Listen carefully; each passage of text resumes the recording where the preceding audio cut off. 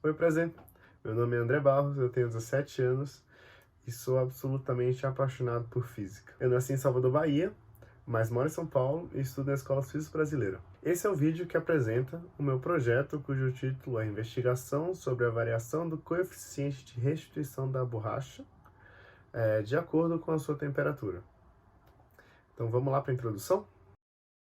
Eu me interessei pelo coeficiente de restituição por ele ser uma maneira fácil e prática de descrever soluções. Simples resultados na faixa de 0 a 1 descrevem com muita elegância se a colisão é elástica, inelástica, ou perfeitamente elástica, perfeitamente inelástica.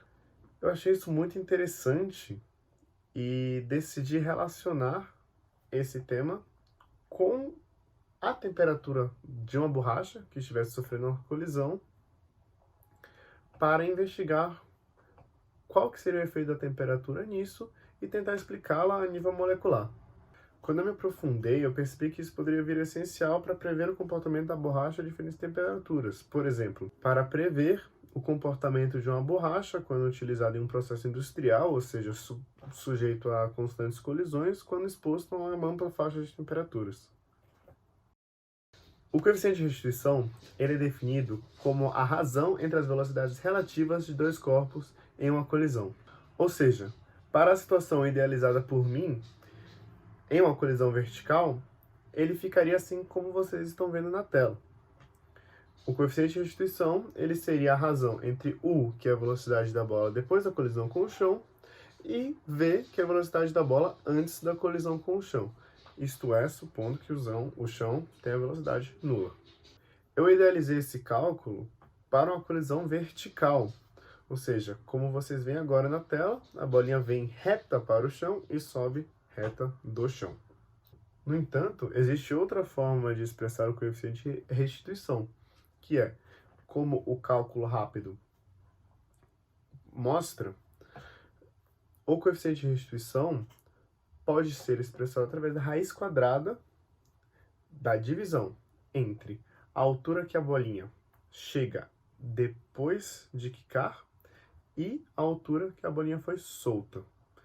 Isto é, naturalmente, supondo um sistema ideal, na qual a única perda de energia ocorre durante a colisão. Tendo então já as duas maneiras que eu bolei de calcular o coeficiente de restituição, eu comecei a estudar um pouco mais o efeito da temperatura no coeficiente. Encontrei que a borracha possui propriedades viscoelásticas, isso quer dizer, durante uma colisão ela não deforma permanentemente, mas ao mesmo tempo suas moléculas se rearranjam e absorvem energia.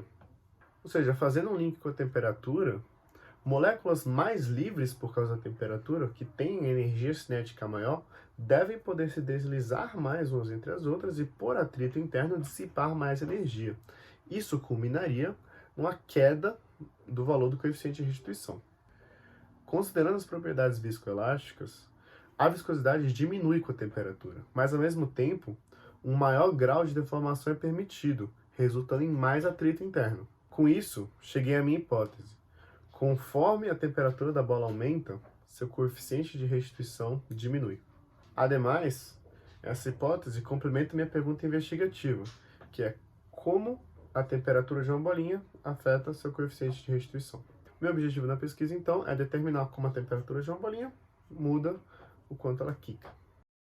Para o meu experimento, eu usei uma bola de borracha natural, que é majoritariamente formada por isopreno, um termômetro infravermelho, um fogareiro de acampamento, um termômetro de mercúrio, uma panela com água, que está em cima do fogareiro, gelo seco com álcool 90% para chegar a temperaturas muito baixas, um smartphone com suporte, gravando em 1080 pixels a 240 frames por segundo, e outras coisas como paquímetro digital, fita de papel, caneta preta, tesoura, pinças grandes de alumínio para poder segurar a bolinha, fita métrica, isolante térmico de isopor e um copo.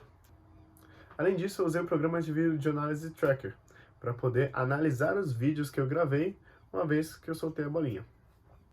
O experimento consistiu em literalmente pegar a bolinha de borracha, esquentá-la ou esfriá-la, a uma certa temperatura controlada, colocá-la numa altura fixa, controlada, e soltá-la e filmar o movimento dela quicando. Com isso, o que eu poderia fazer? Com o programa Tracker, eu conseguiria marcar manualmente a posição da bolinha a cada frame, a cada vídeo, e com isso eu poderia obter a velocidade instantânea dela logo antes da colisão, a velocidade instantânea dela logo depois da colisão, a altura máxima que ela chega após quicar uma vez. Bem, eu escolhi uma bolinha de borracha massiva, porque eu não queria que a pressão do ar dentro da bolinha, por exemplo, fosse um fator que influenciasse. Gostaria de isolar a variável coeficiente de restituição. Outra coisa que eu fiz foi deixar a bolinha por muito tempo dentro do fogareiro ou dentro do gelo seco a uma temperatura controlada para garantir uma distribuição homogênea da temperatura. A variação total da temperatura foi 130 graus. Contei com temperaturas de menos 40 graus, menos 20 graus, 0 graus, 32 graus, 60 graus e 90 graus. 60 graus e 90 graus foram controlados através do fogareiro. Temperaturas de 0 para baixo foram controladas usando o álcool 90 e gelo seco.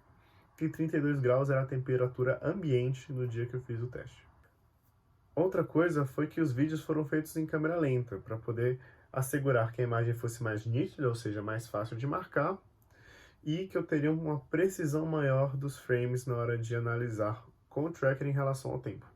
Além disso, no tracker, na hora que você está analisando a bolinha caindo, como está mostrando agora na tela, é necessário você ter um ponto de referência constante. No caso, eu escolhi essa parte mais abaixo da bola possível, que está marcada em vermelho e em volta por um círculo rosa. De fato, foram muitos vídeos. Eu fiz 7 testes para cada valor de temperatura. Depois da análise de cada teste, a tabela ficou mais ou menos assim. Pegando então a tabela muito grande que o tracker me forneceu, sendo que aquela tabela era para cada teste, eu precisava lidar com esses dados.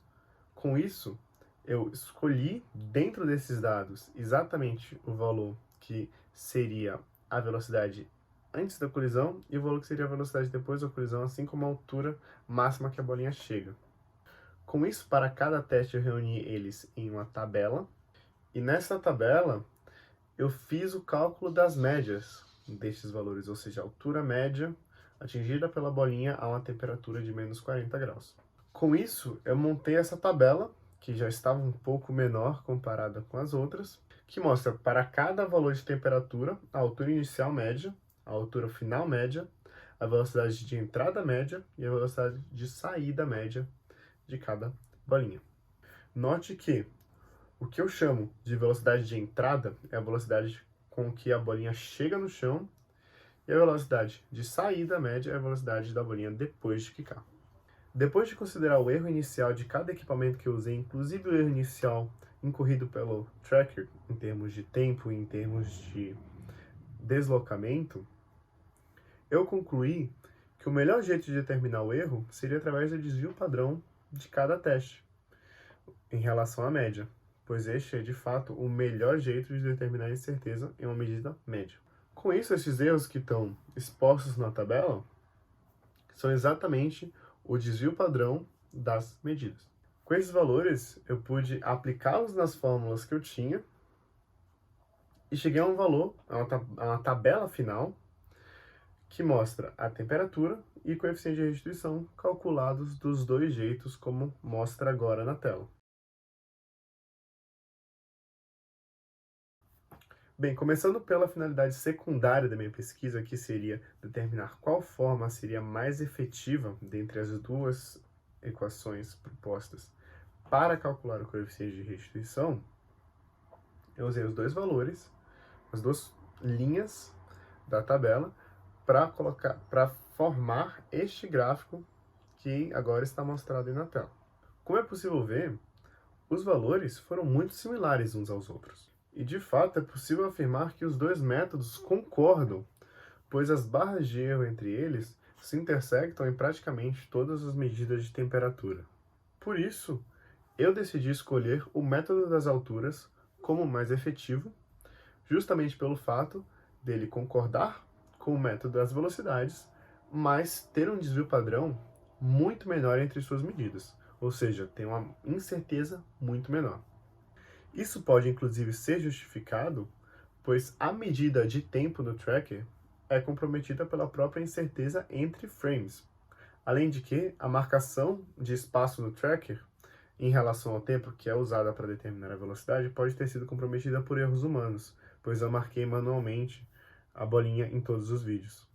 Bem, passando agora para a finalidade primária da minha pesquisa, eu escolhi o método das alturas, que foi o que eu chamei a segunda equação proposta, para formar um gráfico no qual eu posso traçar uma linha de tendência do coeficiente de restituição versus a temperatura, que é o mostrado agora na tela.